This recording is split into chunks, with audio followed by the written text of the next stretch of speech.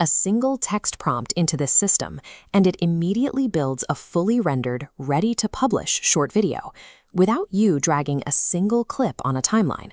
The AI writes the script, generates a human-sounding voiceover, pulls relevant stock footage, adds background music, and syncs subtitles to the audio. To build this local setup, you need exactly 3 things: a Windows computer to run the operations, and 2 specific API keys to connect the software to the internet. By completely removing the manual editing process, you stop spending hours searching for clips and adjusting audio levels.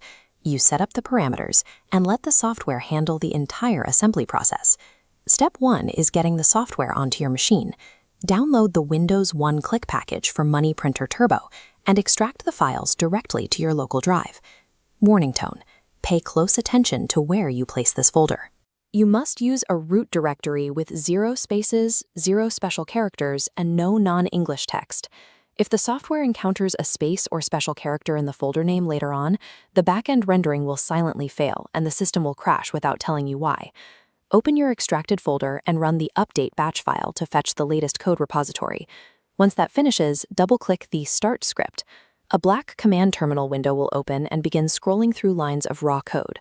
Leave it open. This is the intended software behavior confirming the server is booting up. Ideally, this automatically opens a web interface. If your browser stays blank, check that terminal window. Highlight the local IP address, like 127.0.0.1/8501. Copy it and paste directly into Chrome or Edge. Hosting this environment locally on your own hardware ensures that you maintain complete private control over the entire media pipeline, entirely separate from third-party websites. Navigate to the Configuration tab to link our local hub to external services. First, input your LLM API key, like DeepSeek or Moonshot, for optimal script writing. Next, paste your Pexels API key to retrieve high-quality stock footage from their database. By authenticating these distinct external endpoints, you have effectively given your local application the intelligence to write a narrative and the vision to find the clips that match it. With the connections established, click back over to the main operation screen.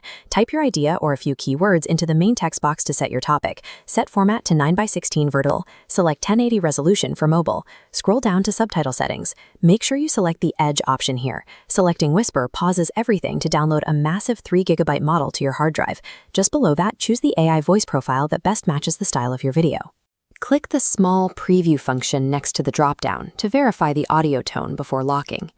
When all of your settings are finally dialed in, click the Generate Video button to immediately initiate the creation sequence. If you look at your terminal window, you will see the system actively writing your script.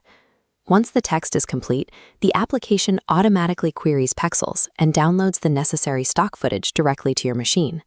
Finally, it synthesizes the voiceover, aligns the text formatting for the subtitles, and compiles every piece into the final render.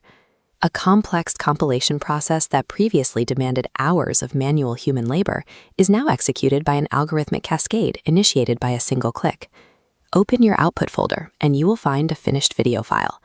The pacing matches the generated voiceover, the subtitles are localized, and the background footage accurately reflects the subject. After verifying the quality of one generation, you can scale production. The software includes a batch generation feature, allowing you to queue up multiple topics at once and let the machine run entirely unattended. By delegating the raw assembly timeline to the application, you spend your time designing prompts and validating output. You stop acting as the manual video editor and start operating as the automated media director.